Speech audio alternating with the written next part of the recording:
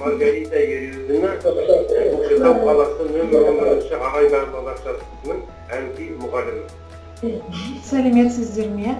Менің аты жөнім Авдиенко Маргарита. Көкшетау қаласындағы нөмір 11-ші арай балабақшасында жұмыс істеймін. Мамандығым хореограф.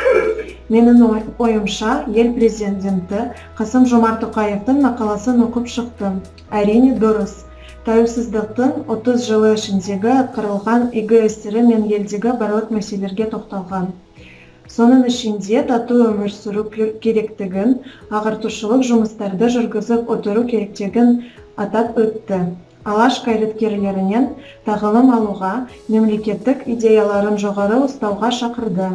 Әділетті қоғам, халықтың жағдайы, азаматтардың мүддесін қорғайтын мемлекеттік бөлу үшін аянбай еңбек ету керек екенін айқындап берді. Назарларыңызға рахмет. Рахмет Маргарита.